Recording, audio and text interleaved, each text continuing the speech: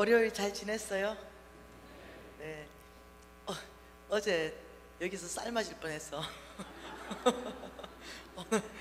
오늘 시원하게 입었습니다. 안에 어저께 아주 짧은 반팔을 입었는데 벗지도 못하고 입지도 못하고. 여러분 누구세요? 아브라함의 씨 맞나요? 네. 아브라함의 씨. 여러분 아브라함의 씨는 뚜렷한 아브라함의 영적 DNA가 나와야 된다 그랬잖아요. 이 아브라함의 씨라는 거. 이 아브라함의 씨는 아브라함의 영적 DNA, 이것이 닮아야 되는 거예요. 그래서 어저께 우리가 봤던 것이 뭐냐면은 아브라함의 라이프 스타일, 아브라함은 어떻게 사는가, 제단 생활과 장막 생활을 늘 했다. 그게 아브라함 생활에서 뚜렷한 특징이다. 제단 생활은 하나님과의 관계에서 말하고 장막 생활은 소유와의 관계에서 말한다. 그래서 이 소유와의 관계에서는요 4일간 계속 볼 거예요. 근데 이 제단 생활이 무너지면요 여러분 전 영역이 다 무너집니다. 이 제단 생활이 무너지는 것이. 그래서 여러분이 정말 주님의 것, 하나님의 것으로 축복받으려면 제단 생활의 회복이 가장 시급하고 또 가장 먼저 해야 되는 것입니다. 그래서 이 제단 생활의 회복을 하자. 어저께 그래서 우리가 여러 영역에, 오늘 성경 좀 읽으셨죠? 오늘 좀 성경 읽으셨죠? 읽게 되죠, 그죠? 네, 적지만 시작하는 거죠. 10장 읽는 거 결코 어렵지 않죠. 그렇지만 시작 한번 해보는 것입니다. 하나님의 말씀 한번 더 봐보십시다. 어저께 우리가 봤던 게 뭐냐면 하나님은 모든 것을 소유하셨다. 이것을 역대상 29장 11절 12절 말씀으로 보았습니다. 천지에 있는 것이 다 나의 것이다 이러면서 하나님께서 부도 나에게 속하였고 귀 근세도 나에게 속하였고 모든 사람을 크게 함과 강하게 함이 나의 손에 있다 이렇게 말했고, 예레미야 27장 5절을 통해서 하나님 또 말씀하신 것, 이 모든 것을 내가 만들었고 내가 보기에 어떤 사람한테 준다? 옳은 사람. 내가 보기에 어떤 사람? 내가 보기에 옳은 사람에게 내가 그걸 주겠다 이렇게 얘기했습니다. 하나님이 보시기에 옳은 사람은 따로 있습니다. 구원받는 요소에 있어서 하나님이 보기에 옳은 사람은요 예수 믿는 사람이에요. 착한 사람이 아니에요. 네, 착한 사람이 구원받을 거다 이게 아니라는 거죠. 구원받는 조건에 있어서 하나님 보기에 네가 참 옳은 선택을 했다, 이거는 예수 믿기로 결정하고 예수의 피를 입고 내가 거듭나는 거죠. 그렇기 때문에 하나님이 재물을 주실 때 네가 옳다라고 인정하는 사람은 따로 있다는 거죠. 그래서 우리는 집중적으로 4일 동안 그걸 보려고 하는 거예요. 하나님은 어디를 보고 옳다라고 인정할까? 분명히 내가 보기에 옳은 사람에게 부를 줄 것이고, 내가 보기에 옳은 사람에게 권세를 줄 것이고, 내가 보기에 옳은 사람을 강하게 할 것이고, 그리고 내가 크게 할 것이다. 왜요? 하나님 나라를 세워갈 것이다 이렇게 하는 거죠. 하나님은 도대체 무엇을 보고 내가 옳다라고 인정하며 그 사람 안에 재물을 주실까? 어저께 하나님이 온 천하 만물의 주인인 거 보았습니다. 우리 지구는 태양계 안에 넣으면 축구공만 하고, 네, 또 태양계를 넘어서 은하계에 넣으면 거의 점만 하고, 은하계를 넘어서 우주 안에 넣으면 못 찾아요. 그 정도로 우리는 이 지구가 굉장하다고 생각하지만 하나님에게는 열방은, 지구는 한 방울의 통에, 큰 통에 딱 한 방울의 물과 같다. 하나님은 굉장히 광대하시고 하나님은 전능하신 창조주이십니다. 그 하나님께서 이미 우리가 살 수 있는 모든 지침서를 하나님의 말씀으로 주셨다 그랬고, 그 성경의 건의는 하늘과 땅 차이만큼의 세상의 책에 1위 안에 넣을 수 없다 이렇게 말했습니다. 그러면 하나님은 무엇을 보고 정말 재물 주신 적이 있는가? 역대하 32장 말씀 다 찾으십시다. 성경을 많이 찾고 많이 읽고 싶습니다. 역대하 32장에 하나님께서는요 누구에게 재물을 많이 주셨습니다. 32장 27절과 28절 두 절 말씀 읽겠습니다. 역대하 32장이에요. 27절, 히스기야가 부와 영광이 지극한지라 이에 은금과 보석과 향품과 방패와 온갖 보배로운 그릇들을 위하여 창고를 세우며 곡식과 새 포도주와 기름의 산물을 위하여 창고를 세우며 온갖 짐승의 외양간을 세우며 양떼의 우리를 갖추며. 자, 지금 히스기야가 얼마나 부와 영광이 지극한지를 설명하는 장면입니다. 은금과 보석과 향품과 방패와 온갖 보배로운 그릇들을 위하여 창고마다 꽉 채웠다는 얘기예요. 어마어마한 부를 히스기야에게 주었는데 이 히스기야가 이 부가 어떻게 생겼는가를 설명하는 장면이에요. 29절 같이 읽을게요. 양떼와 많은 소떼를 위하여 성읍들을 세웠으니 이는 하나님이 그에게 재산을 심히 많이 주셨습니다. 하나님은 재산을 주시는 분이십니까? 우리는요, 말씀을 통해서 하나님을 아는 거예요. 하나님은 모든 것을 소유하셨습니까? 그렇죠. 천지에 있는 것이 다 나의 것이라고 그랬습니다. 모든 것을 소유하신 그 하나님께서 정말로 당신의 마음에 옳은 사람에게 재산을 심히 많이 주셨나요? 그럼요. 성경 전체 안에서 보면은 내가 축복해서, 내가 정말 복을 줘서 아브라함이 정말 거부가 됐고, 이삭은 내가 복을 줌으로 해서 뿌렸다면 100배고, 솔로몬은 내가 복을 줌으로 해서 지혜롭게 되었고, 솔로몬보다 더 부자는 앞으로도 전후도 이제 없는 거예요. 그러면서 욥도 마찬가지. 내가 복 줌으로, 계속 말씀하는 것이 뭐 복이다 이러면 여러분, 재물을 많이 받으면 복 받은 건가? 그건 아니에요. 네, 기본적인 복은요, 우리 여기에 앉아 계신 모든 분은 이미 받았습니다. 예수 믿고 구원받는 것이 그 최고의 복입니다. 그거는 이미 기본적으로 다 받았어요. 이것이 첫째의 복이고, 그 다음 주께서 성경 전체 안에서 내가 너를 복 주겠다 했을 때 재산을 빼지 않았어요. 재물을 빼지 않았습니다. 재물의 축복을 아주 크게 말하고 있습니다. 그러면서 신명기 말씀 안에는 또 이렇게 말합니다. 신명기 8장 말씀 보시죠. 어제 우리가 신명기 8장 왜 재물 얻을 능력을 주는지 신명기 8장 18절 말씀을 봤습니다. 너희들이 내 하나님 여호와를 기억하라. 그가 내게 재물 얻을 능력을 주셨습니다. 이렇게 하는 이유는 너희들이 아브라함의 씨기 때문에 내 조상 아브라함에게 맹세하신 그 언약을 내가 오늘같이 이루기 위해서 너희들에게 재물 얻을 능력을 줄 것이다. 재물 얻을 능력이 저는 여러분보다 조금 더 일찍 받았고, 그리고 지금 시즌에 받을 사람이 있고 앞으로 받을 사람이 있고, 재물 얻을 능력을 주신다고 주님께서는 말씀하고 계시고, 그런데 이 말씀을 하기 전에 신명기 8장의 말씀에 보면은 이렇게 말합니다. 여러분 한번 봐보세요. 8장 2절과 3절 말씀 같이 한번 읽어보십시다. 내 하나님 여호와께서 이 40년 동안 내게 광야의 길을 걷게 하신 걸 기억하라.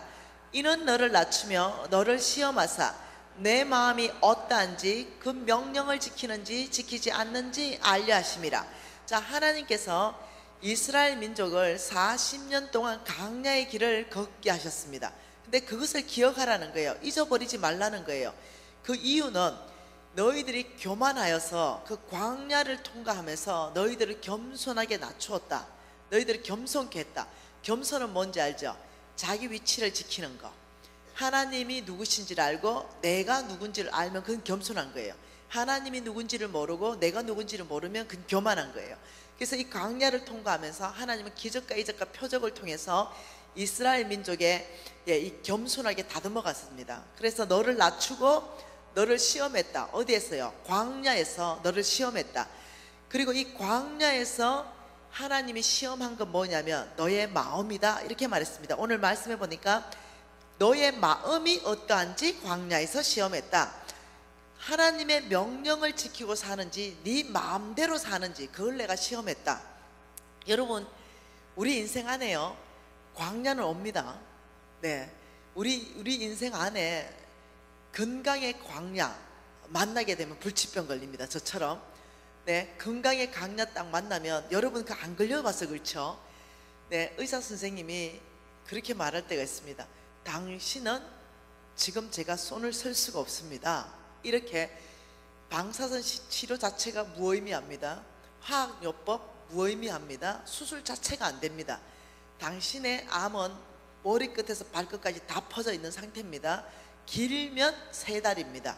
길면 손을 쓸 수가 없습니다. 죄송합니다. 이런 어떤 강풍, 이런 광야, 이런 게 인생 안에서 올 수 있어요. 어떤 사람은 그렇게 건강으로 올 수가 있습니다. 어떤 사람은 또 저처럼 뭘로 올 수 있냐면 재산이요, 몽땅 다 없어져 버리는 거죠.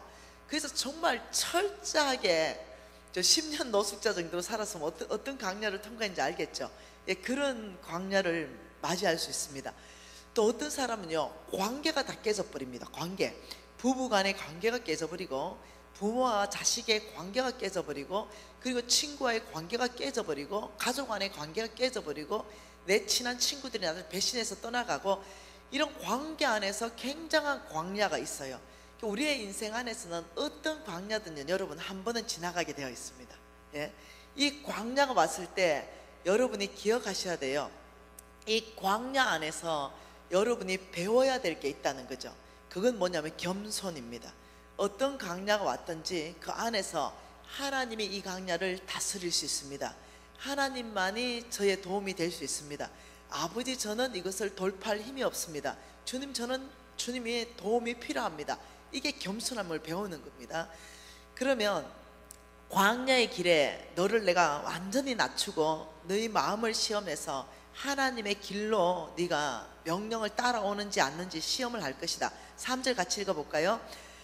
너를 낮추며 너를 줄이게 하시며 또 너도 알지 못하고 내 조상들도 알지 못하던 만나를 내게 먹이신 것은 사람이 떡으로 사는 것이 아니요 여호와의 입에서 나오는 모든 말씀으로 사는 줄 내가 알게 할 것이다. 그래서 3절에 또 말씀하는 것이 너의 교만을 꺾을 것이고 너를 배고프게 할 것이고, 광야는요 배고픕니다. 광야에 들어가면 무엇이 고파도 고픕니다. 건강이 고파도 고프고, 돈이 고파도 고프고, 친구가 고파도 고프고, 굉장히 외로워요. 이 광야는 굉장히 외롭고 꼭 나 혼자 있는 것 같은, 버림받은 것 같은 그런 곳, 어디로 가야 될지 방향성이 도대체 잡히지 않는 곳, 이런 데가 광야입니다. 이런 곳에서 하나님께서 너를 줄이게 할 때 네가 알아야 되는 게 있다. 뭐냐? 사람이 떡으로 사는 것이 아니라 하나님의 말씀으로, 믿음으로 살아야 된다는 걸 네가 깊이 깨달아야 된다. 광야 안에서 네가 깨달아야 되는 것은 하나님 말씀대로 사는 걸 깨달아야 되고, 광야에서 내가 알고 싶은 건 네 중심이다, 이거예요. 2절은 하나님이 알고 싶은 거, 네 마음. 3절은 네가 알아야 되는 거, 떡이 아니라 말씀이라는 거. 이것이 딱 확인되고 나면 여러분, 광야가 빠른 속도로 그 더워 머물러 있을 이유가 없습니다. 빠른 속도로 광야가 통과하게 합니다. 네, 근데 이걸 몰라가 10년씩 있는다는 거죠. 이걸. 그래서 광야에 들어가면 그냥 엎어져야 됩니다. 그냥 주님 앞에 납작 엎드려야 돼요. 그러면 광야를 통과하고 나면 원래 광야가 목적이 아닙니다. 16절에 볼까요? 8장 16절 읽어봅시다. 내 조상들도 알지 못하던 만나를 광야에서 내게 먹이셨나니 이는 다 너를 낮추시며 너를 시험하사. 어디서요? 광야에서 시험하사. 웬만하면요 성경책을 찾는 게 여러분에게 훨씬 더 도움이 됩니다. 띄우는 것보다. 무슨 말 이해되죠? 너를 낮추시고 너를 시험하사. 어디서요? 광야에서 시험하사. 마침내 내가 뭐 준다고요? 복요. 마침내 광야를 통과하며 이제 복을 줘도 돼요. 왜? 겸손해졌거든.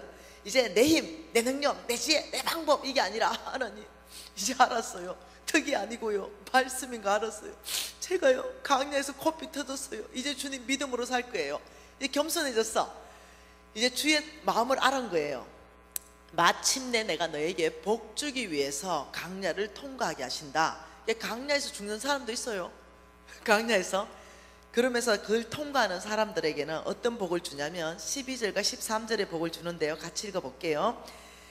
내가 먹어서 배부르고 아름다운 집을 짓고 거주하게 되며 또 내 소와 양이 번성하며 내 은금은 정식되며 내 소유는 다 풍부하게 될 때에. 그러니까 하나님께서는요, 여러분 하나님을 오해하지 않으시면 좋겠어요. 사람들은 하나님 잘 믿는 사람들은 뭔가 너무 절제하는 삶, 절제는 또 괜찮지요. 너무 가난한 삶, 이런 삶을 사는 것이 거룩한 삶으로 헷갈리기 시작하는 거죠. 왜요? 이런 생각하는 거죠. 부자가 하늘나라 가는 거는 낙타가 바늘기 나가는 것보다 어렵다던데 하나님 나라에서는 부자는 거룩치 못한 게 아닐까? 세상에 속한 사람은 부를 쫓아가지만 믿음의 사람은 부를 쫓아가는 것이 아니라 하나님의 믿음을 쫓아가기 때문에 좀 가난하게 사는 것이 좀 득스러운 게 아닌가? 성경 전체 안에 그런 말은 없어요. 네, 우리가 스스로 절제하여서 우리가 가난하게 살 수는 있어요. 내가 예를 들면 1,000만 원을 다 쓸 수 있어요. 그렇지만 내가 500 쓰고 500을 다른 사람 줄 수 있어요. 그 500만큼 내가 가난하게 살기로 결정하는 것은 내가 스스로 절제하는 삶, 내가 만족하는 삶, 내 한계 안에서 만족하는 삶, 네, 이런 건 있을 수 있는데 가난한 것이 미덕이다 이런 말은 없어요. 나중에 그 말씀을 다 배우게 될 거예요. 우리 하나님 마음은요 안 그래요. 너희들은 광야를 통과하게 되면 내가 마침내 너희들한테 복 줄 건데 너희들이 먹어서 배부르게 하고 아름다운 집을 짓고 거주하게 할 것이다. 아버지의 뜻이에요. 여러분 그 아름다운 집 있잖아요. 그 누릴 수 있어야 돼요. 하나님 아버지는 우리에게 여러분 예수 안 믿는 사람도 무지하게 아름다운 집을 짓고 사는데, 네, 우리 하나님께서 예수 잘 믿는 저와 여러분에게 왜 그 아름다운 집을 짓고 거주하게 안 하겠어요? 아름다운 집을 짓고 거주하게 하시며 너의 소와 양이 번성한다. 재물이 번성한다는 거죠. 소와 양이 번성하고 너의 은금이 정식되고 내 소유가 다 풍부하게 될 것이다. 이것은 주께서 그렇게 축복할 거라는 거예요. 그렇게 되면 14절에 내 마음이 교만하여 내 하나님 여호와를 잊어버린다는 거예요. 놀랍게도 무지하게 부자로 축복해주면 마음이 슬쩍 어제 저처럼 교만해져서 그래 내 정도 되니까 이 사업 성공시켰지 이러면서 17절에 내 마음에 이르기를 내 힘에 내 능력과 내 손의 힘으로 내가 이 재물을 얻었다 말할 것이다. 다 어떻냐면 내가 똑똑한 거죠. 내가 열심히 한 거예요. 내가 사업 수단이 탁월한 거예요. 내가 담대한 거예요. 내가 인간관계를 무지 잘하는 거죠. 이래서 다 이 재물은 내가 얻었어. 하나님이 주셨다는 생각이 없는 거예요. 내 수고, 내 능력, 내가 그런 분 있죠. 자수성가했어. 이 굉장히 위험한 얘기예요. 나는 자수성가했어. 내가 성공을 이뤄냈어. 이거 있죠. 하나님이 지금 이 말이에요. 내가 자수성가한 거야 지금 이 말이에요. 그러니까 하나님께서 야 아니거든. 18절에 내 하나님 여호와를 기억해야 된다. 그가 너에게 재물 얻을 능력을 주었다 이렇게 말하는 거예요. 여러분 이해하셔야 돼요. 하나님께서 오늘 당장 저와 여러분의 건강을 좀 살짝 눌러놓는다면요 못 일어나요. 오늘 당장 못 일어납니다. 여러분 오늘 호흡할 수 있다는 자체가 주의 은혜요. 예, 24시간을 다 쓸 수 있다는 게 주의 은혜입니다. 제가 너무너무 사랑하는 목사님이 있었어요. 그 목사님은 내가 너무 좋아하는 목사님이에요. 예, 강주의 하백교회 우리 목사님이셨어요. 너무 사랑하는 목사님이죠. 근데 한 3개월 전에 소천하셨습니다. 예, 하나님 때가 되어서 네, 이제 우리 목사님을 데려갔죠. 예, 내가 좋아하는 우리 목사님 여기에서 정말 오래 같이 살고 싶었어요. 그 사모님도 너무 내가 좋아하는 목사님이에요. 그런데요 주님 때 되니까 불러가시니까요 예, 목사님도 가셔야 되고 때 되니까 장로님도 가셔야 되고 네, 다 가셔야 돼요. 우리 아버지도 가셨고 하나님 부르면요 오늘도 가야 됩니다. 꼼짝 없어. 오늘 하루 주께서 주신 이 24시간이 있다면 그 안에서 우리가 최선을 다하는 삶은 중요하다는 거예요. 이렇게 하나님께서는요 재물 얻을 능력을 주시고 또 히스기야에게 또 여러 사람들에게 재물을 주는데 이게 뭐냐면 내가 보기에 옳은 사람이라 그랬어요. 하나님이 보기에 옳은 사람, 예레미야 24장이죠 27장 5절이죠 하나님 보기에 옳은 사람에게 내가 그걸 주었다. 하나님 보기에 옳은 사람의 도대체 기준이 뭐냐는 거죠. 예, 특히 재물에 대한 기준, 뭐가 하나님 보기에 옳은 기준이냐. 자, 우리가 힌트를, 여러분 성경은 보물찾기입니다. 그러니까 한목에 쭉 다 이해가 안 됩니다. 구약을 신약에서 이해하고 신약은 신약에서 이해하면서 구약의 도움을 받고 거의 어떠냐면은 전체를 통해서 여러분 성경을 한 구절 두 구절로 그냥 이해를 하려면 이단이 나옵니다. 이단들은 성경 한 구절을 인용합니다. 그게 아니고 한 구절을 보는 게 아니라 성경 전체를 통틀어서 재정을 봐야 됩니다. 성경 전체를 통해 가지고 지금 뭐라 말씀하시는가. 지금 제가 재정 강의를 최하 5, 60시간을 해야만이 성경 신구약을 다 왔다 갔다 하면서 여러분에게 충분한 설명을 할 수 있어요. 근데 저에게 주어진 시간은 12시간밖에 안 돼요. 그러니까 굉장히 압축해야 돼요. 예, 굉장히 압축하니까 여러분이 제가 성경 한두 구절을 인용한다고 그 성경 한두 구절이 아니라는 걸 이해하셔야 됩니다. 그 전체를 인용을 다 할 수 있어요. 그런데 시간적으로 한두 구절을 인용하는 거지, 그 한두 구절을 가지고 이걸 그렇게 해석하는 게 아니라는 거예요. 이해되시죠? 사도행전 말씀 한번 봐보십시다. 사도행전 13장 22절 말씀을 보면 조금 우리가 하나님 마음을 알 수가 있습니다. 자, 사도행전 13장 22절입니다. 한 절 같이 읽을게요. 패하시고 다윗을 왕으로 세우시고 정언하여 이르시되 내가 이새의 아들 다윗을 만나니 내 마음에 맞는 사람이라 내 뜻을 다 이루리라 하시더니, 내 마음에 맞다는 말은 뭐냐면 내 기준에 옳다 이 말입니다. 나의 기준에 옳다 다윗이. 그러니까 하나는 패하시고 그리고 하나는 세우시고. 자, 이렇게 했어요. 사울 왕입니다. 사울 왕은 패하시고 다윗을 왕으로 세우시고. 여러분, 하나님께서는요 온 우주 만물의 주인이십니다. 자, 여러분이 지구가 있죠. 이 지구가 있습니다. 이 지구의 역사의 주인이 하나님이십니다. 여기에 많은 나라가 있어요. 이 많은 나라, 여러분 역사 좋아하잖아요. 저도 좋아하지. 성경을 이해하지 않고 역사학자다 이러면 반밖에 모릅니다. 이해가 안 됩니다. 역사적으로. 여러분, 이 역사가요 큰 바퀴 안에서 돌아가는데요, 이거 돌리시는 분이 주님이십니다. 하나님께서요 이 역사의 바퀴를 돌리면서 패할 나라를 패해버립니다. 또 세울 나라를 세웁니다. 어떤 경우는요 오히려 믿는 자를 훈련하기 위해서 믿지 않는 나라를 몽둥이로 쓸 때도 있습니다. 그렇기 때문에 여러분, 이 역사의 중심은 십자가입니다. 십자가 중심으로 나라를 세우고 나라를 패하고, 십자가 중심으로 왕들을 세우고 왕들을 패합니다. 그래서 여러분, 우리 나라는요, 우리가 기도하는 동안은 우리나라는 절대로 안 망합니다. 우리가 기도하면 하나님께서 우리 나라를 붙들어 주실 거예요. 태극기 집회, 촛불 집회, 물론 나가야 되면 나갈 수도 있겠죠. 그것보다 더 중요한 거는 저와 여러분은요 하나님 앞에 전심을 기도하는 게 더 중요합니다. 역대하 7장 14절에 그렇게 말했죠. 너희들이 먼저 악한 길에서 돌이키고 내 이름으로 일컫는 내 백성이 내 앞에 기도하며 내가 반드시 너희 기도를 듣고 그 땅을 고친다고 말했어요. 우리 대한민국을 고칠 분이 정치권이 아니에요. 우리 대한민국을 고칠 분은 주님이십니다. 악한 걸 뿌리 뽑는 것도 주님이시고요, 선한 사람을 집어넣는 것도 주님이십니다.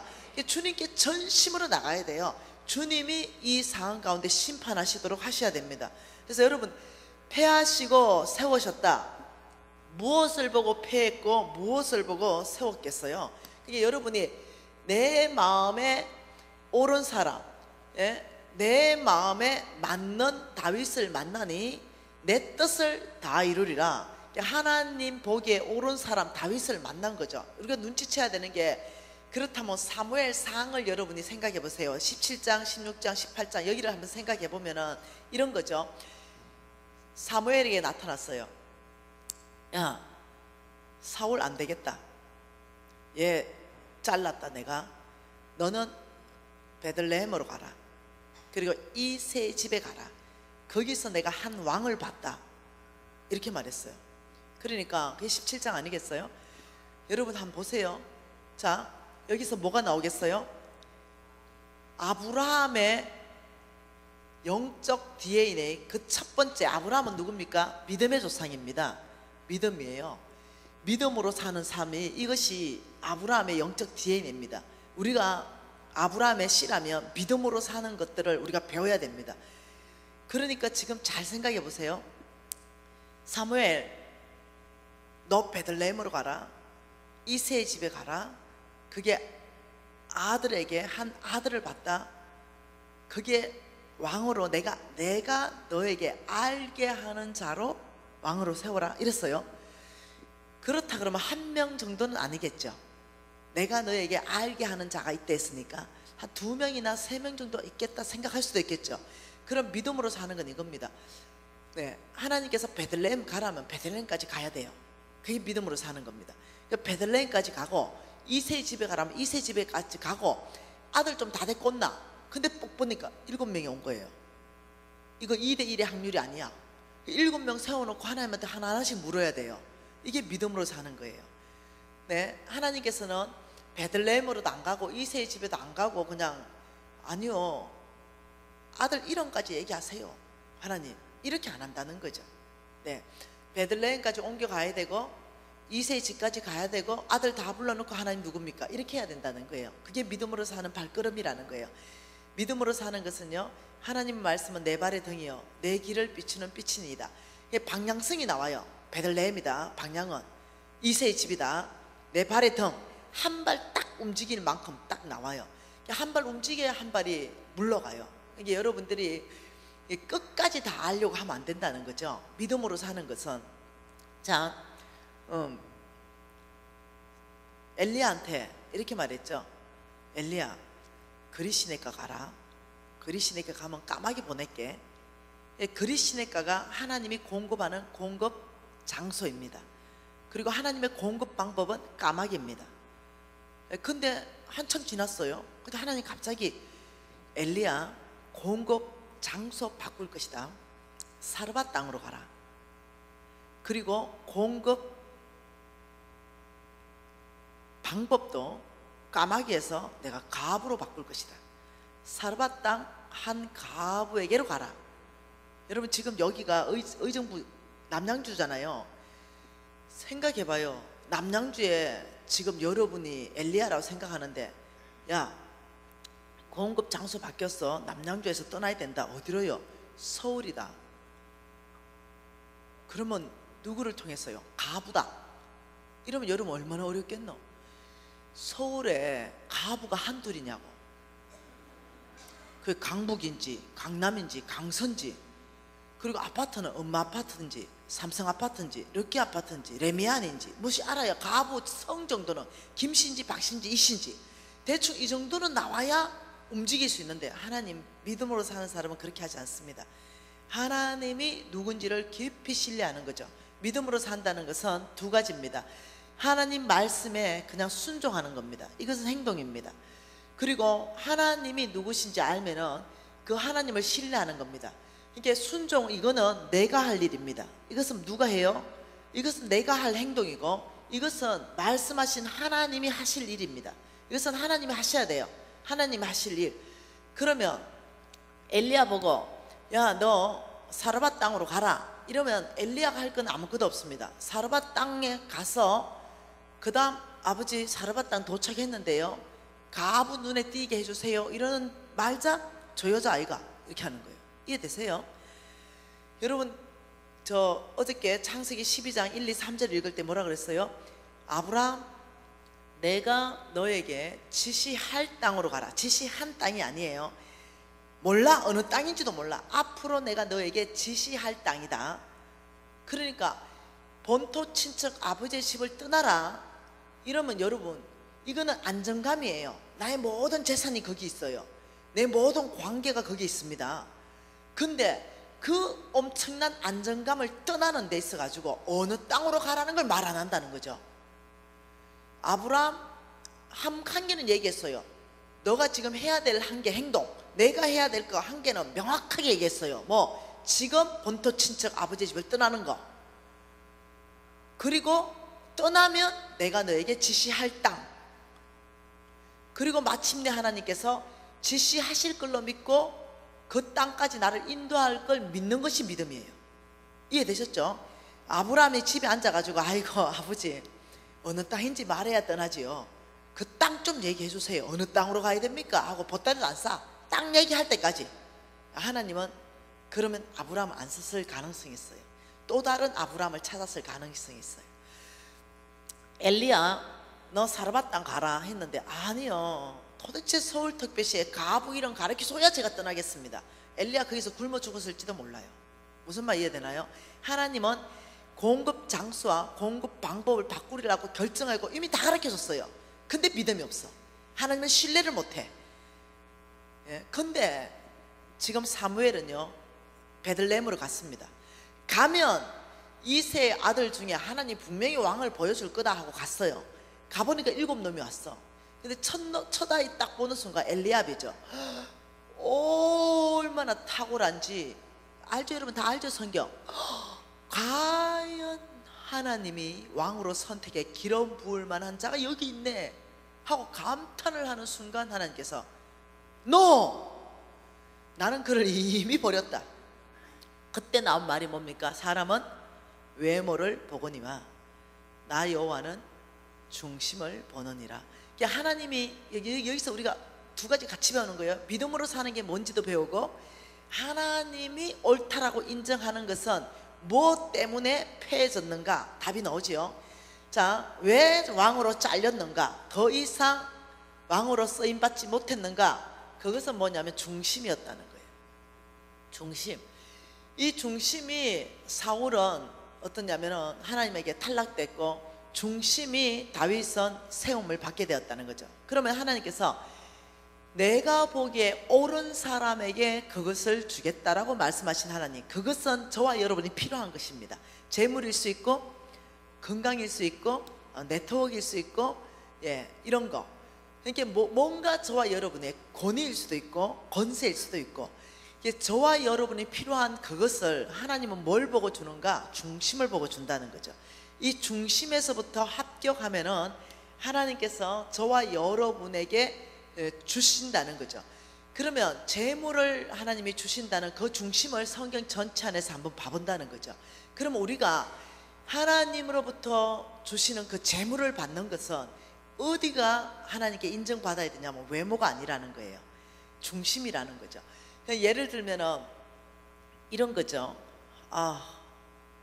우리 집은 아무것도 없는데 우리 아버지는 진짜 소망이 없고, 예를 들면 우리 할머니는 무당이고 우리 엄마는 또 신내림 해가지고 또 쌍으로 무당이고, 와, 우리 집에는 복받아 말 건더기가 하나도 없는데, 이게 아니라는 거예요.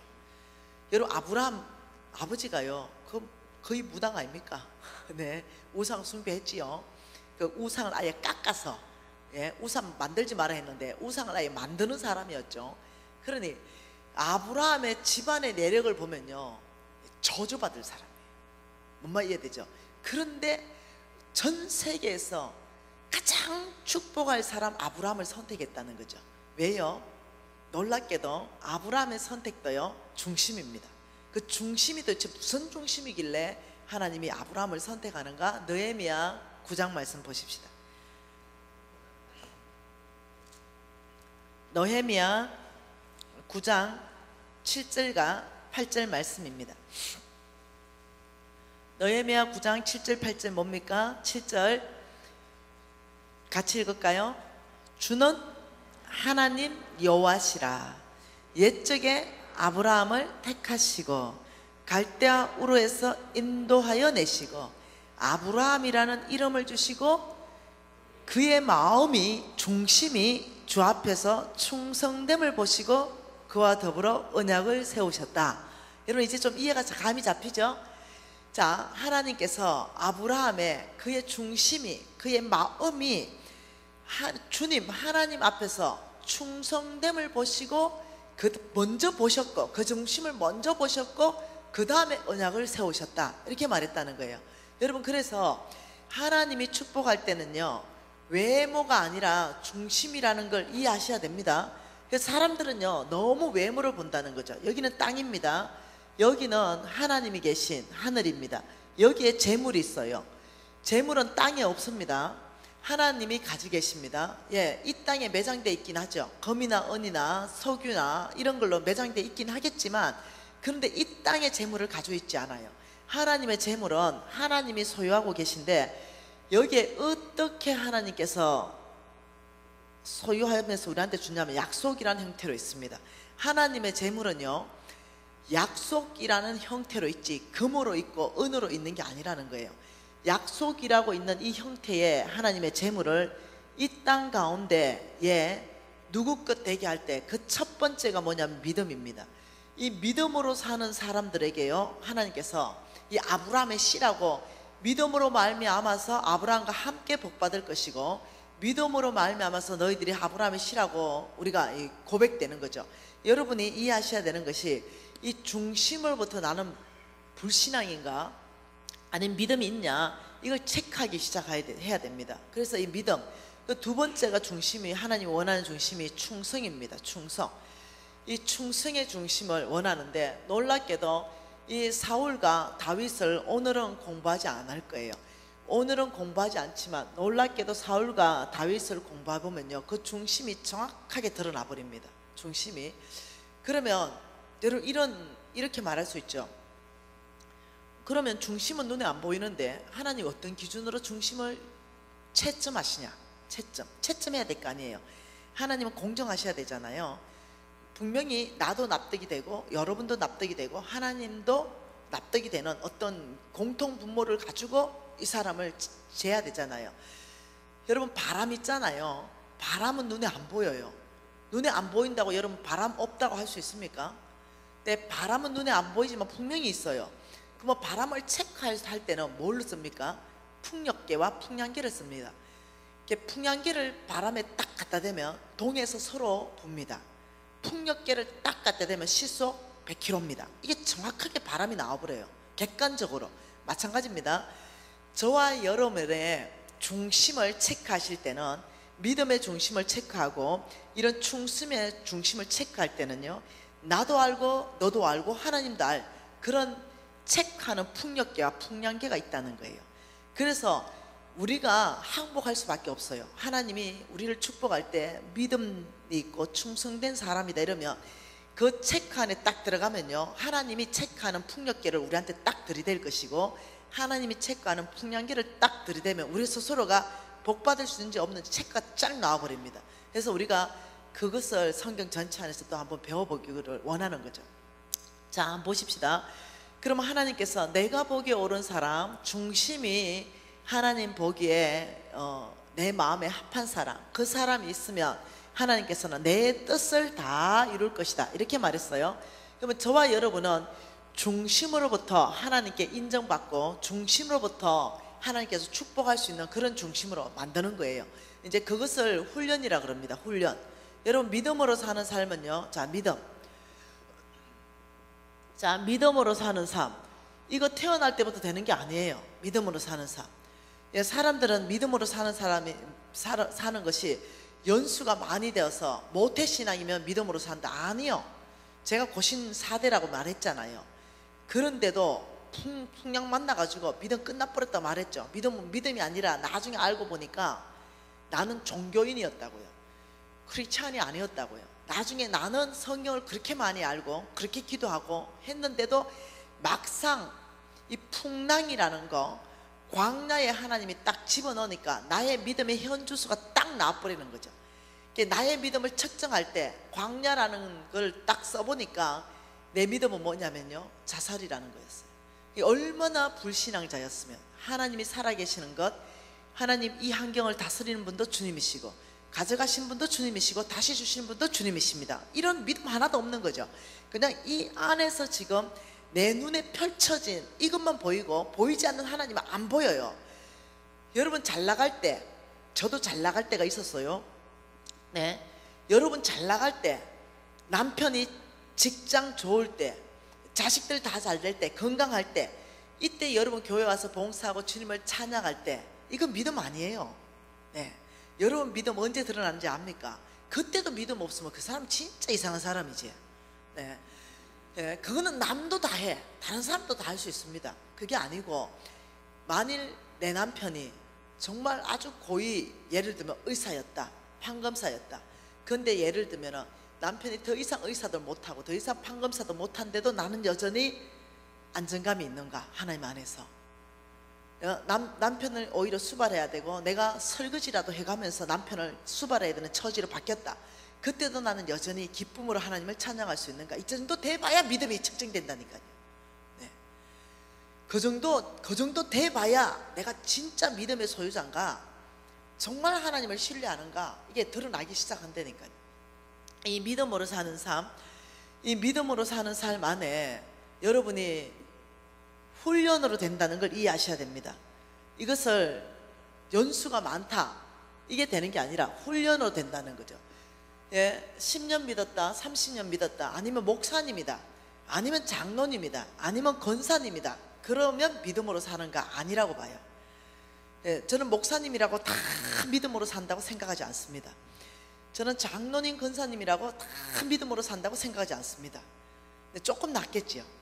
목사님은 장로님보다 훨씬 나을 거고, 또 장로님은 권사나 아니면 집사보다 또 훨씬 나을 수도 있어요. 그렇지만 그러면 집사라고는 못하나? 그렇지 않다고 생각하는 거예요. 정말 믿음으로 사는 거는 하나님만이 아시고 내가 알아요.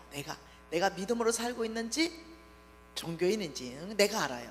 그러니까 여러분, 믿음으로 사는 것은요, 연수가 아니라 그랬어요. 직위도 아니라 그랬습니다. 직분도 아니라는 거예요. 믿음으로 사는 것은 우리가 훈련으로 가능한데, 예, 우리가 훈련의 특징이 뭡니까? 이 훈련의 특징, 우리가 믿음으로 사는 것, 네, 실패 많이 했죠. 다윗이 실패했습니다. 믿음으로 사는데 그렇게 하나님 마음에 꼭 맞는 다윗도 실패했죠. 아브라함도 실패하고 마누라 2번이나 팔아먹었다 그랬죠. 다윗은 또 남의 여자를 왜 좋아해? 네, 예, 그 자매도 이상하지만 다윗도 이상해요. 네, 그 자매는 그 문 닫고 있으면 괜찮은데 문을 왜 열어놓고 모욕을 해? 네, 그 형제는 또 그걸 왜 바라봐? 네, 여러분, 바라보면요 쑥 들어간다니까, 사단이요. 네, 그래서 빨리 도망가야 돼요. 빨리 도망가야 돼. 모든 것은 이기는 게 뭔지 알죠? 모든 것은 무장하는 거예요. 그리고 공격하고 깨부수고 좀 하나님 나라 깃발을 꽂고 이건데요, 정욕만큼은요 이길 수 있는 유일한 방법을 성경에서 뭐라고 했냐면 36개 주랑당이라고 그랬어요. 피하는 거라 그랬습니다. 피하는 거. 사도 바울이 디모데에게 가르쳐준 전략입니다. 정욕은 피해야 된다, 이렇게 말했어요. 그러니까 정욕은 이길 수 있는 방법이요, 유일하게 빨리 예배의 자리로 돌아오는 거, 빨리 말씀 읽고 찬양하는 자리로 가는 거, 빨리 가정으로 귀가하는 거, 이것만 유일하게 이길 수 있는 방법이에요. 그게 다윗이 심각했잖아요. 남의 여자 데리고 오는 것까지도 모자라가 죽여버렸죠, 남편을. 굉장히 심각한 죄를 졌어요. 네, 그렇게 믿음으로 실패한 다윗, 철저한 회개를 통해서 하나님께서 기회를 또 주셨습니다. 다윗을 왕으로 쓰시죠. 여러분이 2가지를 배워야 됩니다. 우리가 적어도 크리스찬이라면, 여러분, 한국 교회 안에 전 세계 교회가 왜 쇠퇴하고 있는지 아십니까? 왜 쇠락하고 있는지 아세요? 그것은 마태복음 1장을 이해하지 못하기 때문에 그래요. 이해가 안 되죠. 누구를 낳고 누구를 낳고 누구를 낳고, 그 마태복음 1장 안에는 굉장한 비밀이 있죠. 이것을 이해하지 못하다 보니까 교회가 쇠락하기 시작한 거죠. 그 마태복음 1장을 자세하게 봐보면요, 우리 예수님의 족보입니다. 우리 예수님의 족보 안에 보면요, 창녀가 있어요. 네, 우리 예수님의 족보에 보면요, 시아버지하고 며느리하고 사이에서 애도 나와요. 별일이 다 있어요. 그걸 이해를 하게 되면, 여러분, 그걸 이해를 하게 되면 교회는 부흥하게 되어 있습니다. 여러분, 교회에 한 80된 시아버지가 하고 한 35살 되는 며느리하고, 진짜 시아버지와 며느리예요. 근데 애를 낳았어. 근데 데리고 들어와. 그럼 여러분 어떻게 할래요? 솔직하게 얘기 한번 해보세요. 받아들이겠어요? 물불에서 확 쫓아내버리겠어요? 물불에서 쫓아내버리죠? 성경은 그렇지 않아요. 성경 그렇지 않다니까요. 하나님하고 두 사람과 하나님 안에서의 관계예요. 예. 예, 여러분이 막 노란색, 파란색, 빨간색, 예, 막 무지개로 머리를 하고 막 치마는 막 이렇게 짧게 입고 껌은 착착착 씻고 이런 자매가 들어왔다. 딱 봐도 그냥 장녀야. 그러면 여러분 어떻게 하실래요? 다 싸늘한 눈으로 다 쳐다보고 갈 거예요. 그 머리 다 새까맣게 염색하고 치마는 이렇게 긴 거 입고 다시 와. 다시 안 와요, 교회. 있는 모습 그대로 안아주는 게 교회예요. 그리고 그 사랑에 녹아서요, 자동적으로 치마 길이가 길어져요. 자동적으로 머리 색깔은 바뀌어지고요. 여러분, 이 교회 안에 사랑이 얼마나 메말라 버린지 압니까? 공의만 남았어요. 공의. 혹시 여러분 한국교회 안에 목사님이 다윗 같은 실수를 했다, 혹은 모세와 같은 실수했다, 구스여도 취했잖아, 혹시 그런 실수했다 이러면 한국교회 어떻게 할까요? 구덩이를 파죠. 그럼 목사를 넣어요. 그리고 아예 콘크리트를 쳐버려요. 다시는 사용 못하도록. 여러분, 아니요, 사람인지라 그걸 덮어주자는 게 아니에요. 용서할 수 있어야 되는데 안 해요. 한국교회 전체 안에 남아있는 게 공의밖에 안 남았습니다. 공의. 여러분, 하나님은 공의로우신 분이십니다. 그리고 하나님은요, 긍휼의 하나님이십니다. 이 두 하나님은 무엇으로 완성했는가? 하나님은 죄를 못 보십니다. 반드시 심판해야 됩니다. 그런데 하나님께서는 죄가를 다 받는데도 하나님께서는 그걸 온전하게 받지 않기도 하십니다. 이 두 가지의 완벽한 걸 뭘로 이루시냐면 십자가입니다. 여러분이 십자가가 뭔지를 명확하게 이해된다면요, 여러분 성품 안에 공의와 긍휼이 공존할 거예요. 잘못된 건 잘못됐습니다 말하지만, 그렇지만 용서합니다. 그렇지만 용납합니다. 그렇지만 이해합니다. 다시 한번 기회를 드리겠습니다. 잘해보세요. 여러분, 한국교회 안에 이게 사라져버렸어요. 그래서 공인만 남다 보니까 사람들을 그냥 여러분, 목사님들 주의 종 하나 만드는데 하나님이 몇 년 투자하실 것 같습니까? 최하 20년 투자합니다. 하나님이 그 사람에게 투자하는 게 최하 20년, 인간 좀 되려면 30년입니다 30년 정도를 하나님이 공들여 가지고 주의 종 하나 만들어내요. 그런데 다윗처럼 실수해버리는 거죠. 어쩌다가 모세처럼 실수해버리는 거죠. 어쩌다가 아브라함처럼 실수해버리는 거죠. 그러면 우리는 완전히 그냥 묻어버리는 거죠. 여러분, 저는 이 십자가의 의미를 여러분이 정말 무엇인지 이해를 하시면 좋겠어요. 더 이상 한국교회가 공인만 남아서는 안 된다. 어떤 사람이 들어온다 하더라도 가슴을 크게 열고 있는 모습 그대로, 하나님은 당신을 사랑하십니다. 우리 예수님은 당신을 사랑하십니다. 그 사랑의 노가가 바꾼다니까요. 실제로 내가 섬기는 단체에 그런 애들이 왔다니까요. 어떻게 왔냐면은 귀고리를 7개를 박아서 왔다니까요. 귀에 귀고리를 7개, 내가 사진까지 가지고 있다니까요. 그리고 청년이 왔다니까요. 제가 안아줬어요. 귀고리 말 한 번도 한 적이 없어요. 한 번도 안 했습니다. 예수님이 생각났죠. 예수님이 베드로를 만났죠. 근데 베드로를 만났는데 베드로는 성미가 급해요. 아주 다혈질입니다. 근데 우리 예수님이 베드로 만난 장면에서 베드로를 딱 보더니, 너는 앞으로 개바라고 해, 아니 개바다 이렇게 말했어요. 베드로 개바다. 근데 원래는 뭐였어요? 시몬이었죠. 너는 이제 개바다. 뭘 받겠어요? 베드로 안에 베드로를 본 거예요. 앞으로 반석같이 될 그 베드로를 본 거예요. 우리 예수님 베드로의 겉모습 안 봤어요. 그 청년이 왔죠. 이거 기 전체를 다 박았어요. 우리 애들 다 봤어요. 제가 제일 먼저 쫓아나갔습니다. 애들이 혹시나 뭐라 할까봐 다 비켜라. 그리고 바로 거라는 웰컴. 네 잘 왔다. 너가 올 자리다. 여기는. 굉장히 놀라는 거죠. 왜요? 벌써 이미 거절감을 많이 받았던 청년이거든요. 제가 끌어안아줬죠. 그리고 예수님께서 너를 얼마나 사랑하는지 지금 이곳에 보내줘서 너무 고맙다. 세월호 캠프에 학생으로 왔습니다. 그래서 저한테 이렇게 말했죠. 아줌마 누구야? 이렇게 말했죠. 아줌마 너의 형제다. 그랬죠. 그리고는 이 아이가 헌신자가 돼가 신학을 준비하고 있습니다. 다음 세대를 일으키기 위해서. 여러분 아십니까? 지금의 그 모습, 그게 다가 아니에요. 그래서 여러분들께서 이 교회가 특히 지금 이 메시지를 들은 여러분은 여러분 교회에 누구가 오든지 있는 모습 그대로 사랑해 주세요. 이해해 주세요. 사람은 사람을 못 바꿉니다. 하나님이 바꾸실 거예요. 실질적으로 우리 교회에 왔습니다. 머리 칼라가요 반짝이를 뿌려왔어요. 반짝이를 머리에. 그리고 그냥 팬티를 입고 왔는지 치마를 입고 왔는지 민망할 정도로 온 거예요. 네. 근데 막 뭐라 하는 거예요.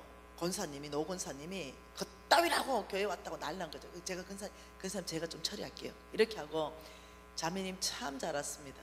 우리 예수님은 의인 때문에 온 게 아닙니다. 저는 죄인이었습니다. 저 때문에 예수님이 오셨습니다. 저는 자매님보다 나은 게 조금도 없는 사람입니다. 자매님 정말 우리 교회 잘 왔습니다. 그리고 자매님 오기 전에 저한테 전화하세요. 제가 마중 나갈게요. 한동안 제 옆에 앉아서 했어요. 그래서 술집 다 청산했습니다. 그리고 아주 정상적으로 다른 데 취직해가지고 지금 시집가서 애 너무 잘 놓고 너무 잘 살아요. 여러분 아십니까? 우리는 그럴 만한 권위가 없는 거 아세요? 다른 사람을 비판하고 판단하고 정죄하고 심판할 권위는 하나님만 가지고 계세요. 없어요. 하지 마세요.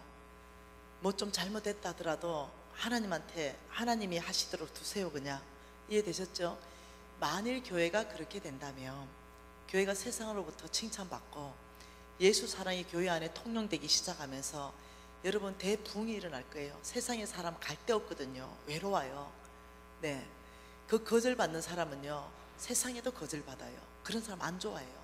거칠거든요. 그리고 아주 그냥 상처투성이거든요.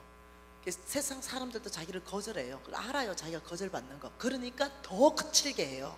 자기 거절받으니까 더 막 살았게 해요. 근데 교회는 그걸 안아버리는 거죠. 그게 우리 예수님의 족보예요. 마태복음 1장을 제가 어느 날 다 안에 이해되면서 십자가가 이해가 됐어요. 하나님의 공의와 하나님의 긍휼의 완벽한 게 십자가가 뭔지 어느 날 이해가 됐어요. 그리고 저는 제 성향 자체가 고신사대예요. 여러분도 내가 안 봐도 뻔해 얼만큼 해댔을지. 합동이잖아. 합신. 얼마나 보수적이야. 안 봐도 뻔해. 그러니 저는 여러분보다 훨씬 더 보수적. 그러니까 얼마나 많은 사람한테 상처를 줬겠어요. 내 절대 기준 안에서, 말씀의 절대 기준 안에서 저 사람은 돼, 저 사람 안 돼, 저게 무슨 교회 나오노, 이런 어떤 기준을 가지고 제가 말하든 말하지 않든 그런 사람이 들어오면 제가 싹 지나가면 제 안에서 찬바람이 싹 풍겼겠죠. 그런 어떤 제가 신앙관 안에서 제가 완전히 무너져서 거지 됐죠. 그러면서 아주 깊이 십자가를 만났죠. 그러면서 인간 된 거예요. 옛날부터 이랬던 게 아니에요. 광야 안에서 그리고 하나님 만난 거예요. 그전에는요 저보고요 칼미진이라고 그랬어요. 칼미진. 삭도였어요. 제 입은 싹 베어버렸어요. 예, 그래서 오죽하면 칼리스마다 이랬을까요? 근데 어느 날 마태복음 1장을 읽는데 주께서 은혜를 부으셨어요. 그리고 딸아, 내가 너에게 나의 사랑을 부어주겠다, 이렇게 하셨어요. 얼마나 내 안에 사랑이 없는 그걸 주님이 다 보셨어요. 그리고 딸아, 내가 너에게 나의 사랑을 부어주겠다고 주님이 강권적으로 붓기 시작하였어요. 주님이 붓기 시작하고 다시 마태복음 1장을 읽으니까 십자가가 이해가 되기 시작했어요. 그리고 제가 그런 사람의, 제가 그들을 그냥 있는 모습 그대로 품어줘야 되겠다. 근데 그들이 다 주께로 돌아오는 걸 지금 제가 열매를 거두고 있는 거예요. 제 옆에 그런 사람이 너무 많아요. 여러분, 교회는 만일 교회가 그렇게 대한다면 여러분 사람들이 교회를 피해올 거예요. 여기만 유일한 안식처가 되기 때문에 그래요. 세상에 숨을 곳이 없거든요. 여러분, 그 믿음의 훈련, 이 훈련의 특징은요, 첫째가 뭐냐면요, 시간이 필요해요. 하루아침에 안 됩니다. 하루아침에 그 믿음으로 사는 게 되는 게 아니라는 거죠. 시간이 필요해요. 훈련이잖아요. 김연아 선수가 김연아 되기 위해서, 손연재가 손연재 되기 위해서 얼마나 많은 시간을 들여서 훈련했겠어요. 두 번째가요, 반복이에요. 반복적이다. 똑같은 동작을 공중에 3바퀴 반을 점프하기 위해서 굉장히 많이 노력한 거예요. 이게 반복적으로 계속적으로 하는 거죠. 우리가 믿음에 실패한다 하더라도 그걸 포기하지 않는 거예요. 그리고 세 번째는 뭐겠어요? 시간, 반복적. 실패를 허용해라. 실패를 허용한다 하더라도 포기하지 말아라. 그래서 믿음으로 하나님 음성 듣고 순종하고, 하나님 음성 듣고 순종하고, 이것들을 여러분이 시도를 한번 해봐라 이겁니다. 제 핸드폰 좀 주세요. 제가 이제 여러분 강의한 지가 오래됐잖아요. 그래서 제가 믿음으로 사는 삶을 훈련시켜줬고, 그 다음 어떻게 하면 믿음으로 살게 되고, 어떻게 하면 하나님의 재물을 받게 된다, 하나님의 재물을 받는 것도 훈련시켜줬어요. 그리고 이제는 제자들이 너무너무 많아요. 여러분, 제 제자들의 간정집이요, 이런 전화번호부 같은 거 있죠, 이런 걸로 몇 권이 있어요. 그 중에 최근에 한 달 전, 석주 전에 어디 가서 집회를 했냐면 제주도 순복음교회 김대수 목사님 심호하는 교회에 집회를 했어요. 그러니까 그 집회하는 동안 그 간증자가 왔기 때문에 그 집회한 사람들이 다 알고 있는 얘기예요. 그리고 그 사람을 만나가지고 우리 나혜스성 홍성근 목사님하고 같이 집회를 했기 때문에 홍성근 목사님도 아는 얘기고 김대수 목사님도 아는 얘기고, 그러니까 정인들이 있는 얘기예요. 이 자매가 이렇게 말하는 거예요. 미진 간사님, 저는 미진 간사님의 유튜브 제자입니다. 미진 간사님 만나러 왔습니다. 저는 이 교회는 다니지 않지만 미진 간사님이 집회 온다 그래서 만나러 왔는데, 미진 간사님이 5년 동안 제가 미진 간사님 가르쳐 준 걸로 믿음으로 훈련했습니다. 그러면서 실패도 했고 실수도 했지만 포기하지 않았습니다. 그러면서 세 사람이 왔어요. 여러분, 제가 촌년 출신이잖아. 어제 얘기했죠. 저도 무지하게 촌 사람인데 하다 이거 세 사람도 무지하게 촌 사람이야. 근데 마음이요, 너무 가는 거야, 그 세 사람한테. 그거 있죠, 왜? 근데 내 마음이 좋아, 걔들이 세 사람이. 그래서 내가 뭔 얘기하고 싶냐 이러니까, 5년 동안요 미진 간사님 가르쳐준 거 믿음으로 훈련하려가 훈련하고 또 하고 또 했는데요, 우리 세 사람이 동기생이에요. 뭔 동기생이고 이러니까 귤 따는 동기생이에요. 귤 땄나 이렇게. 예. 귤을 따면서 미진 간사님 동영상을 세 사람이 같이 들었다는 거예요. 그 듣는데 가만 생각하니까 우리도 예수 믿고 김미진도 예수 믿는데 왜 김미진은 부자 됐고 하나님 나라에 저렇게 쓰임받고, 와 우리는 귤 따노. 야 우리 훈련하면 된다니까, 우리 3명 모여라 훈련하자, 이렇게 된 거예요, 세 사람이. 그래서 5년 전부터 매일 이제 인강을 들으면서 내가 가르쳐준 게 많을 거 아니에요. 온 인강을 다 보면, 왜냐면 여기서 이 말하고 저기서 딴 말하고 제가 강의안이 없기 때문에 그냥 주께서 인도하는 대로 해버립니다. 뭔 말 이해되죠? 그러니까 여기서는 이 말하고 저기서는 저 말하니까 이것저것 다 찾아 들으면서 이제 짜집개가 맞춘 거예요. 그리고는 이제 훈련을 한 거죠, 5년 동안. 그 귤단 아줌마 셋이에요. 뭐 했다고요? 귤단 아줌마 셋이 뭘 꿈꿨냐? 성부, 하나님 나라를 세우는 성부를 꿈꾸는 거죠, 귤단 아줌마 셋이. 그리고 5년을 훈련하고 간정이 생긴 거예요. 그 간정을 들고 와서 이제 자기는 어느 교회 다니고, 그러니까 우리 담임 목사님 누구고 제가 간증하는 걸 다 이제 뭐라죠? 확인해 보셔도 좋다 이러면서 이제 얘기를 해준 거예요. 그러면서 그 간증을 써서 나한테 보낸 걸 제가 읽어 드릴게요.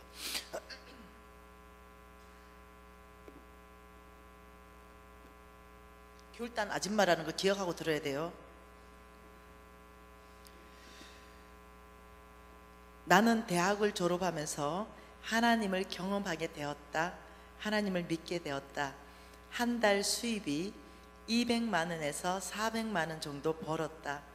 1년에 총 헌금은 200에서 500만 원 정도 했고, 이것을 10년 동안 해왔다.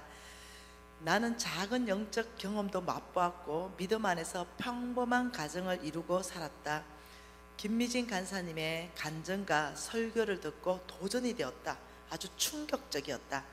나는 나의 재정을 헌신해야 함을 깨달았다. 재정을 기쁨으로 드려야 한다는 것, 나의 재정을 나누어야 된다는 것, 그리고 성부의 삶을 살아야 된다는 것도 알게 되었다. 반복해서 설교를 듣고 또 들었다. 미진 간사님 말씀처럼 기적을 나의 것으로 받을 용기도 이제 생겨났다. 실제로 나에게 일어날 수 있도록 기도했고 선포했다. 그리고 헌금했다. 그리고 나는 행동하기 시작했다. 나는 간증을 듣고 깨닫고 충격을 받아서 여기서 끝낼 수가 없었다. 나는 드리는 태도로 완전히 바꾸었다. 교회를 위해 더욱 목사님 말씀과 비전에 순종하기로 결정했다. 목사님께서 성전 건축을 하자고 하면 기쁨으로 감사함으로 했다. 주택을 구입하느라고 대출이 있었지만 최선을 다했고 1,200만 원을 헌금했다. 또 교회가 어려움이 있어서 그 뒤에 건축헌금을 한 번 더 할 때도 1,000만 원을 헌금했다. 교회가 헌금하자고 하면 항상 기쁨으로 열심히 헌금하기 시작했다. 우리 교회는 목사님께서 다른 나라 성도들을 데리고 아울리치를 가고 컨퍼런스를 1년에 2번 정도 가신다. 옛날에는 나는 동계선을 하고 목사님이 신청하라고 하면은 나는 고민했고 부담스러웠고 가지 못했다. 순종하여 간 적도 있지만 안 간 적이 더 많다. 근데 지금은 아니다. 이제는 목사님 말씀에 무조건 순종하며 기쁨으로 간다. 목사님께서 아울리치 가자고 하면 무조건 간다. 목사님께서 컨퍼런스 가자고 하면 무조건 간다. 목사님께서 헌금하자고 하면 무조건 최선을 다해서 한다. 목사님께서 무언가를 하자고 한다면 무조건 순종하겠다는 건강한 자세로 바꿨다. 물건이 필요하면 교회에 물건으로 헌신했다. 돈이 필요하면 돈을 드렸다. 시간이 필요하면 시간을 드렸다. 나는 성부의 자세로 바꾸었다.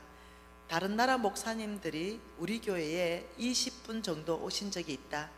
내가 김미진 간사님의 말씀을 듣고 깨달은 게 있다. 섬겨야 한다는 것이다. 제주도에 계신 동안 숙박비 50%를 후원했다. 올해는 100%로 후원하기로 결정했다. 목사님께서 자동차를 바꾸실 때도 조금 보태드렸다. 우리 교회에서 다른 지역 교인들을 초청해서 초청해서 컨퍼런스를 한다고 할 때 300만 원 헌금했다. 주위에 가난한 사람들이 면허증이 필요할 때 어려운 사람들을 위해서 자동차 학원 면허증도 등록해 주었다. 그런데 신기한 일들이 일어나기 시작했다. 돈이 많이 들어오기 시작했다. 나의 시간과 재정 또한 교회를 위하여 전적으로 쓰고 있는데 돈은 들어오고 재산은 더욱 늘어갔다. 친정엄마는 안 믿는 분이다. 그런데 너는 뭔가 잘 풀린다고 말씀하신다. 교회 일을 한다고 하면 싫어하시고 돈 버는 일을 한다면 적극적으로 도와주셨던 친정엄마, 이제는 내가 교회 일을 열심히 하는 것을 당연하게 여기신다. 과거에 1년에 총 헌금한 것은 200에서 400만 원 정도 했던 금액이다. 2014년부터 조금씩 늘어났다. 2016년 작년에 교회 장부에 기록된 총 헌금만 3,900만 원이 됐다. 기록되지 않게 섬겼던 금액까지 하면 더 많다. 그만큼 수입이 늘어났다는 증거다. 2017년 2월 11조만 1,930만 원을 하게 되었다. 앞으로 2017년이 나는 더욱 기대된다. 결혼할 때 신혼집도 없었지만 지금은 이름 있는 45평 아파트에 산다. 나를 성부로 정말로 축복하신 하나님께 감사하다. 이 아줌마가 누구라고요? 귤 따던 아줌마. 이 아줌마 이제 감정 많은데 또 읽어줄게요. 이 아줌마는 그냥 평범한 귤 따던 아줌마. 근데 5년 전부터 바꾸기로 결정한 거예요. 훈련하기로 결정한 거예요. 성부되기로 결정한 거예요. 다르게 살기로 결정한 거예요. 그리고는 5년을 훈련하고 이 자매가 나한테 이러더라. 간사님, 저요 좀 있으면 11조 1억 하는 거 목표예요. 너무 감사. 그러면서 간사님한테 선물 주고 싶대. 간사님 없으면 귤 땄을 거래. 아직도 뭐 선물 주고 싶은데 이러니까 5년 동안 매일 유튜브를 들었을 거 아니에요. 그러니 선물 주고 싶대. 아파트 한 채, 33평 아파트 서귀포에 있는 거, 그 바로 앞에가 쫙 바다가 펼쳐지는 거 간사님이 언제든지 다 쓰래. 그 내가 고맙긴 고맙죠. 근데 저 성향은 안 써요. 내가 너무 고맙다. NCM에 내가 섬기는 단체에 혹시라도 필요하면 내가 쓰겠지만 네 마음 자체가 너무 고맙다. 아니래요. 받으래요. 아니다. 괜찮다. 이 아줌마 누구라고요? 5년 전에 귤 땄다고. 근데 그 옆에 두 아줌마가 너무 궁금한 거야. 나는. 왜냐면 셋이 했으니까. 그래서 내가 아줌마는 왜 됐노? 여기는 지금 11조를 1930만 원을 하게 주님이 축복하셨는데 아줌마는 뭐 했노? 이러니까 저는 실패를 많이 했어요. 잘 안 됐어요. 그런데도 지금도 훈련하고 있어요. 그러니까 아줌마는 11조 얼마 했는데 11조를 한번 얘기해보자. 얼마 했는데? 그러니까 저 묻지 마세요. 부끄러워요. 저는 아직도 귤 따요. 주소 주세요. 귤 보내줄게. 야야야, 귤이 선물이 아니고 간증이 선물이다. 야, 니는 그래 얼마나 5년 전에 같이 귤 땄는데 어찌 하도 같이 연습했을까 아이가. 그러니까 이 집사님은 진짜 해냈대요. 자기를 실패를 했대. 그래서 11조 얼마 했냐고. 저는 말 못해요. 300만 원. 뭐라고? 저는 300만 원. 안 될 때는 200만 원. 도전되나? 여러분 도전되나? 여러분 인생을 바꿔보시겠래요? 예? 인생을 한번 바꿔보실래요? 제 안에 또 있는데 또 읽어줄게요. 시간 되면. 믿음으로 사는 건 뭐다고요? 훈련을 통해서 가능하다. 그래서 여러분 믿음은 태어나는 것도 아니고 연수도 아니고 직분도 아니다. 누구나 가능하다. 이해되셨죠? 네, 하나님께서 중심을 본다는 그 뜻은 뭔지 이해되시죠?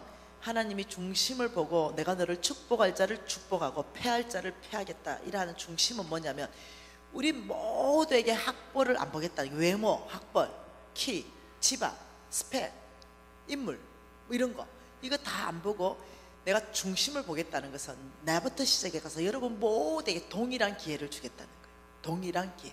누구든지 중심이 훈련받는 것은 주님 앞에 동일한 기회를 얻는 거예요. 집안이 좋아야 된다 이러면 여기 반 탈락 딱 하죠. 학벌 좋아야 된다 여기서 또 반 탈락하죠. 탈락한 거에서 여기에서 예를 들어 인물까지 좋아야 된다면 여기 누가 남아야겠노? 네. 그게 아니라 중심. 그러니까 어떠냐면 우리 모두가 도전해 볼 만하다는 거죠. 그래서 그 중심, 믿음으로 사는 중심, 이거 이제 훈련하기 시작하는 거죠. 자, 그러면 성부로서 하나님께서 말씀하실 때 어떤 중심을 원하는가? 이거 하나님 말씀 한번 봐보십시다. 하나님 말씀은 디모데전서 6장 10절입니다.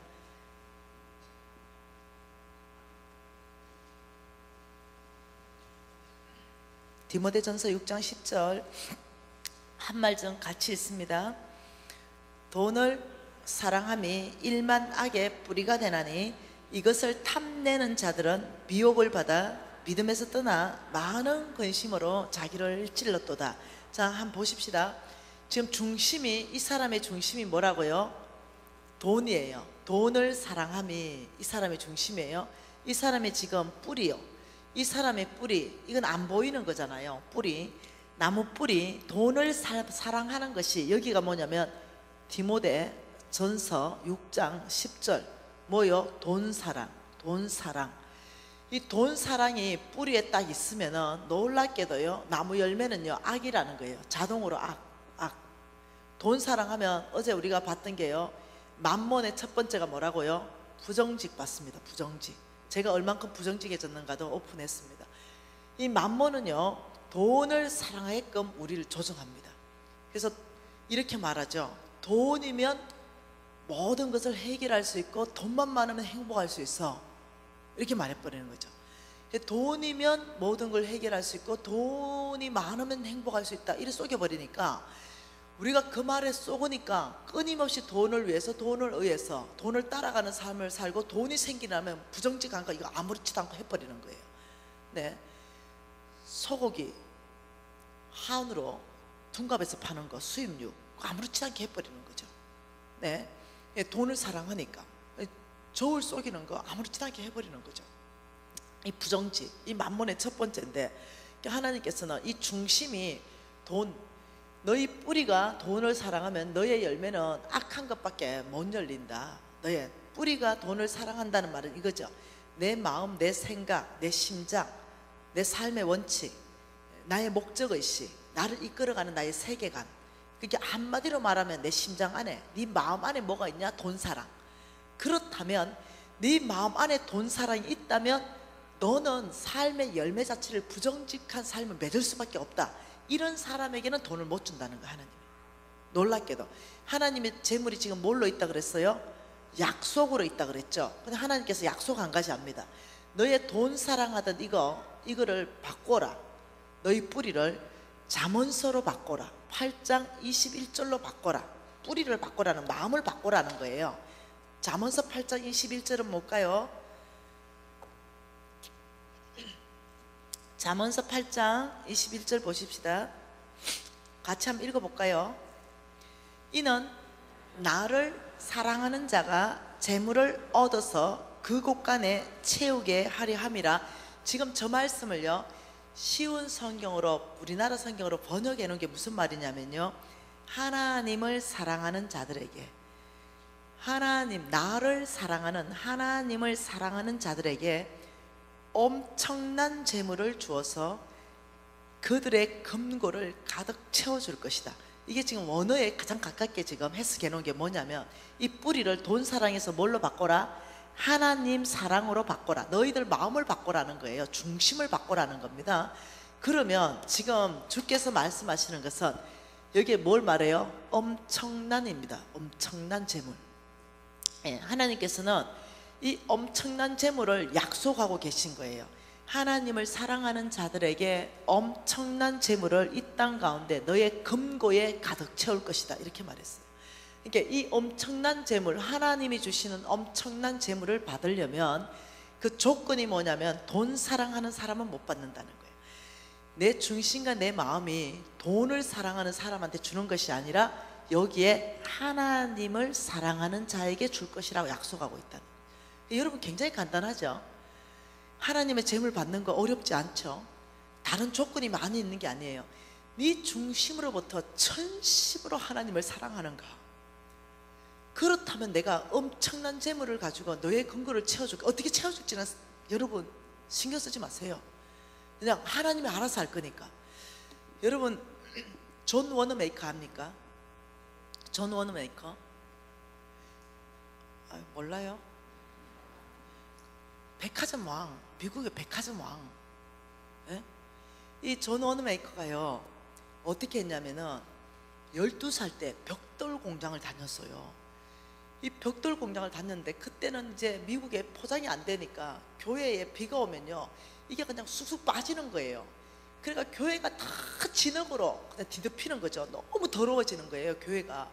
그러니까 12살 된 소년, 이 존 워너메이커가 너무 마음이 아파. 하나님의 교회가 더러워지니까. 그 벽돌 공장 다니는데 주겁이잖아요. 그 일주일 몽땅 일해가지고 벽돌 20장을 사는 거예요. 그리고 교회 앞에 그 비가 와도 괜찮도록 깔기 시작했어요. 담임 목사님 가니까 교회가 뭐가 벽돌이 20장 깔려 있어. 그 다음 주에 또 20장이 깔려 있어. 그 다음 주에 또 20장이 깔려 있어.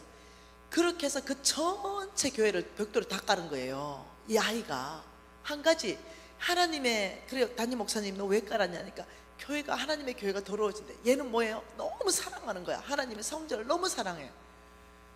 근데 이 아이가 성장했죠. 청년이 되었어요.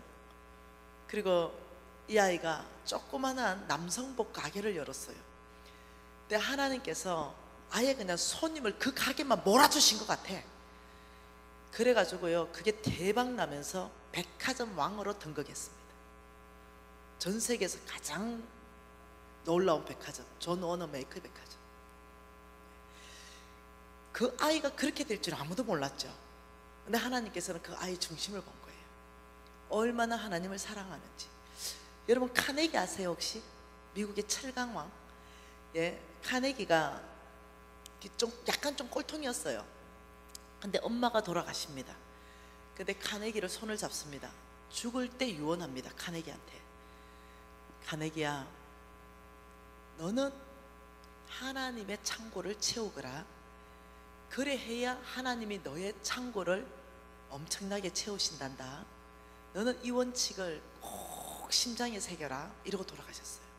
그리고 이 카네기가 그 뜻이 처음에는 뭔지를 몰랐대요. 돈 벌면 하나님의 창고를 채우는 거죠. 가난한 사람들 구제하고, 없는 사람들 주고, 네, 또 헌금하고, 또 교회 세우고 이랬는데 미국의 철강왕이 되는 거예요. 여러분, 이해하셔야 되는 것이 뭐냐면은, 그런 간정을 통해서 이해하는 것이 아니라, 하나님 말씀을 통해서 간증은 그 사람한테 살아있는 역사이죠. 하나님의 역사이죠. 그 사람한테. 예, 저는 제 간증이 하나님이 살아서 나에게 준 역사입니다. 그렇지만 여러분은 어떠냐면 이 말씀을 통해서 여러분 간증을 만들 차례라는 거예요.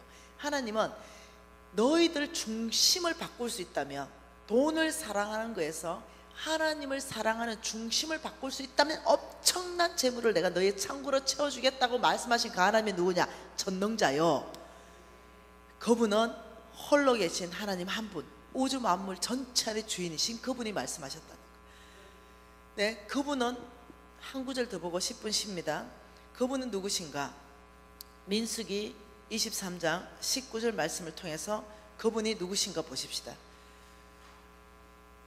민수기 23장 19절 같이 한번 읽어볼게요.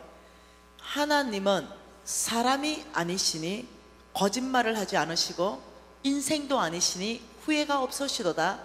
어찌 그 말씀하신 바를 행하지 않으시며 하신 말씀을 실행하지 않겠느냐? 하나님이 누구세요? 나는 신실한 여호와다.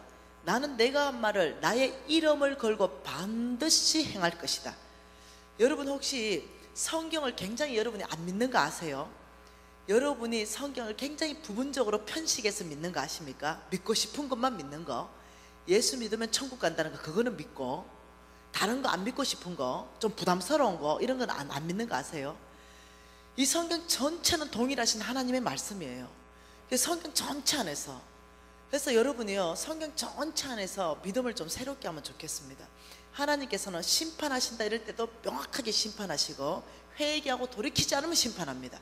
근데 회개하고 돌이키는 자에게는 긍휼을 베푸시겠다 했어요.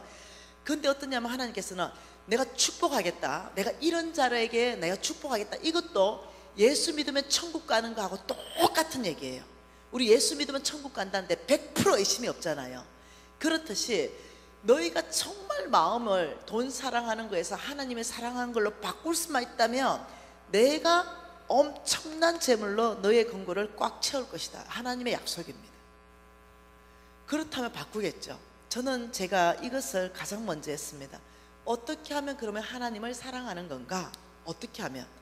그걸 이제 또 보도록 하십시다. 먹을 것 말했죠. 먹을 것. 입을 것 말했어요. 마실 것 말했습니다. 이거 우리는요 자꾸 이 땅에서 구하는 거죠. 우리 직장 다니고 우리 사업하는 거 다 저것 때문에 하는 거예요. 사실 돈 벌어가 저거 다 써버리는 거죠. 근데 하나님이 오늘 말씀 읽은 거에서 뭐라고 말합니까? 먹을 것, 입을 것, 마실 것 염려하지 말아라. 너희들은 먼저 그의 나라와 그 의를 구할 때 내가 이것을 더해주겠다. 이게 먹을 것, 입을 것, 마실 것도 주님께서 약속을 통해서 이 땅에 누구한테 준다고요? 먼저 그의 나라, 먼저 그의 의를 구한다면 이것을 뭐라냐면, 내가 오늘 말씀에 그랬죠. 염려하지 마라.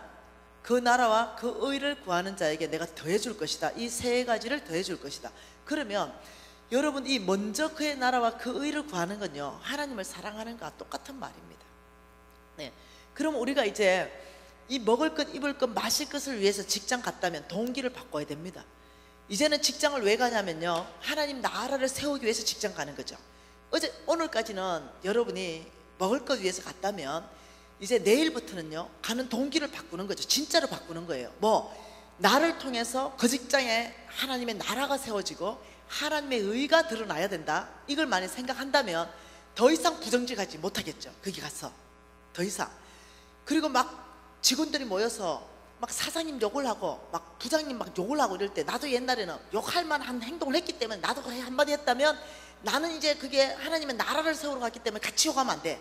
같은 정신으로 살면 하나님 나라가 여기 세워지지가 않아. 왜?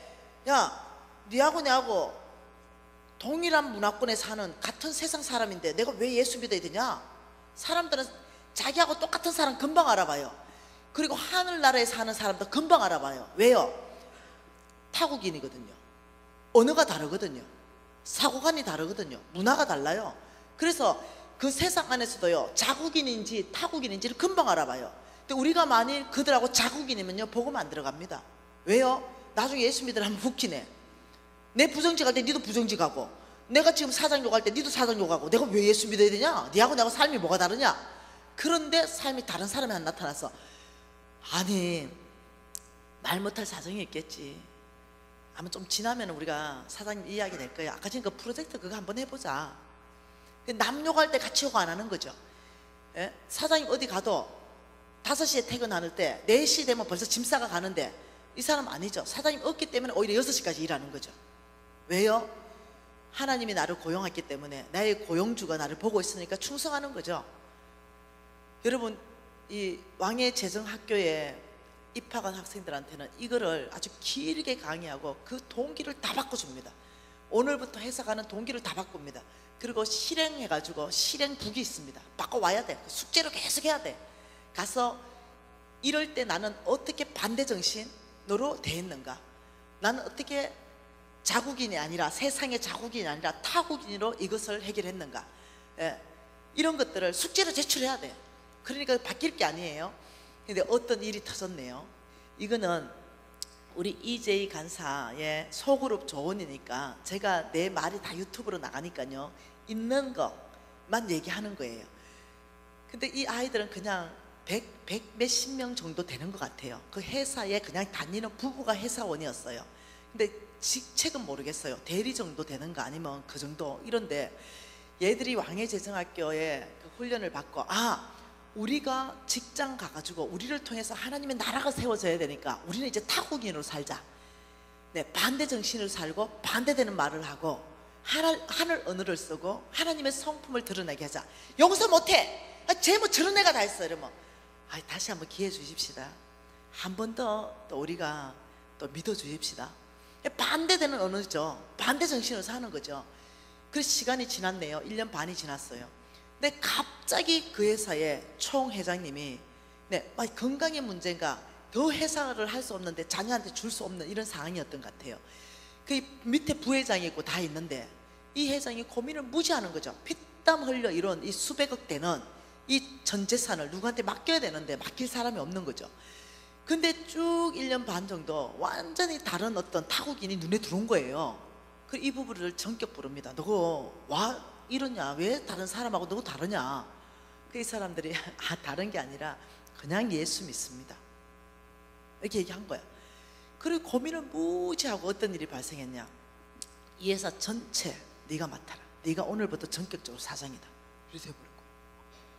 부사장도 있고 이사도 있는데 전격적으로 제일 말단이 사장. 근데 그 회사가 잘 된다는 거 아니에요. 네. 놀랍게도 워낙 잘 생활해가지고 그 밑에 위에 사람들도 저 사람이라면 인정, 이렇게 되면서요 지금도 사장님이에요. 그리고 빚이 있었어요. 한목에 다 갚아져 버렸잖아. 싹 정리돼 버렸잖아. 여러분이 하나님이 어떻게 일하실지는 여러분 생각하지 마세요. 나 그 귤 아줌마 어떻게 일했는지 몰라. 하나님이 귤단 아줌마 어떻게 11조를 1930만 원 하냐고. 근데 사실이라는 거예요. 사실 하나님께서 끊임없이 축복해 가면서 뻥 성부로서. 왜? 아까 전에 간증 들어봤죠? 완전히 건강한 제사로 주의 일이라면 적극적으로 동참하면서 정말로 옛날에는 뾰족하게 또 봐라 또 부른다. 담임 목사님 또 뭐라 하네. 이랬는데 싹 바꿔버린 거죠. 아니지, 내 태도가 주님의 일이라면 시간도 드리고 물질도 드리고, 주님의 일이라면 내가 물건도 갖다 내고, 내가 주님의 일이라면 내 형편껏 할 수 있는 걸 가지고 주님을 섬겨야지. 주님을 사랑하는 게 뭔가를 깨달아 버린 거예요 얘가. 그러면서 어떠냐, 자세를 바꾸기 시작한 거죠. 그러면서 5년이 지나니까 야의 삶이 돼버린 거예요. 삶이. 그러면서 간증의 주인공이 되는 거예요. 여러분, 하나님께서는 사람이 아니시기 때문에 저와 여러분에게 중심에 하나님을 사랑하는가, 이걸 검증해 보겠다는 거죠.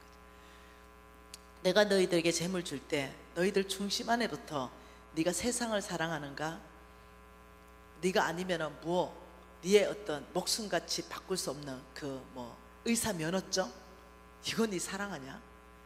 아니면 판사, 변호사증, 이거 사랑하냐? 너 나를 위해서 의사 면허증 포기할 수 있냐? 너 나를 위해서 그 판사 면허증 포기할 수 있냐? 그 판사 하지 말고 의사 하지 말라는 게 아니에요. 그걸 온전히 하나님 손에 포기해서 드릴 때 하나님이 그 의사를 기름 붓기 시작하면 손이 달라져요. 수술이 달라진다니까요. 내가 수술하지만요, 세포를 회복시킨 건 주님의 소관이라니까요. 그 의사를 하나님 쓰기 시작한다니까요. 그 판사 하나님 쓰기 시작한다니까요. 그 판사증을 하나님께 드리기 시작할 때부터 솔로몬의 지혜가 나오기 시작한다니까요.